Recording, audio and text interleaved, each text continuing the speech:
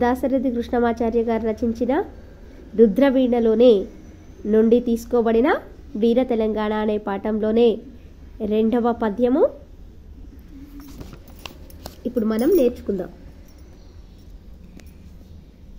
తెలంగాణమ్మున గడ్డిపోచయును సంధించన్ కృపాణమ్ము రాజలాలం డనువాని పీచమడచన్ సాగించే యుద్ధము బీతిల్లిపోయన్ జగమెల్ల ఏమియగునో తెలియంగరాకన్ దిశాంచలముల్ శక్రధను పరంపరలతో సయ్యాటలాడెందివిన్.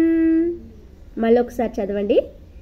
తెలంగాణమ్మున గడ్డిపోచయును సంధించన్ కృపాణమ్ము రాజలాలం డనువాని పీచమడచన్ సాగించే యుద్ధము భీతిల్లిపోయన్ జగమెల్ల ఏమియగునో తెలియంగరాకన్ దిశాంచలముల్ శక్రధను పరంపరలతో సయ్యాటలాడెందివిన్.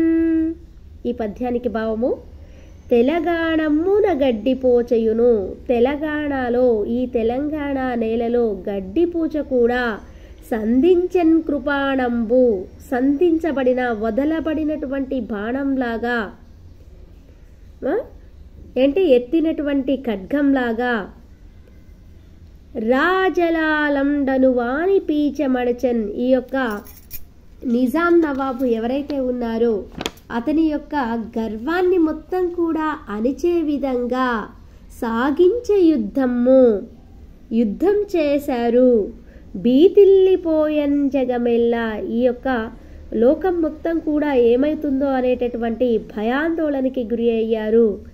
ఏమి యగునో తెలియంగా రాకన్ అసలు ఏమవుతుంది అనేటటువంటిది నిజాం నవాబు పైన ఈ అమాయకులైనటువంటి తెలంగాణ ప్రజలు గెలుస్తారా ఏమవుతుంది అనేటటువంటి భయము ప్రపంచంలో ఉన్నటువంటి అందరిలో కూడా ఒక ఆలోచన కలిగించింది. తెలియంగా రాకన్ ఏం జరుగుతుందో ఏమీ తెలియనటువంటి పరిస్థితి ఏర్పడింది.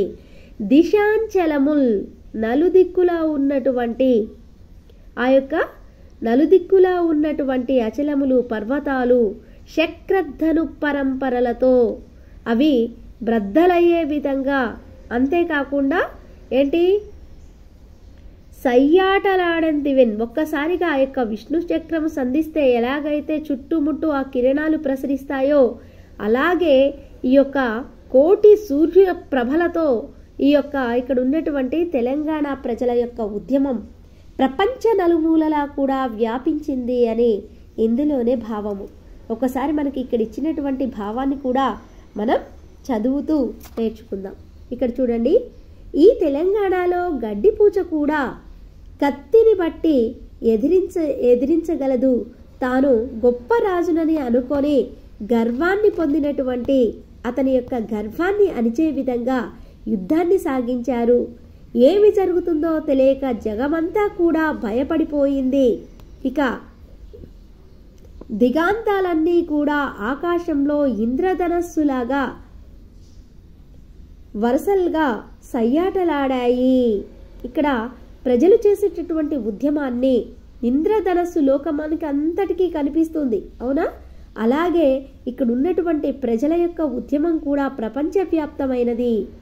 ఎలా అంటే ఇక్కడ తెలంగాణలో ఉన్నటువంటి గడ్డిపూచ లాంటి అంటే అతి చిన్న పిల్లలు సహితం కూడా ఉద్యమంలో పాల్గొంటున్నారు అని దీని భావం.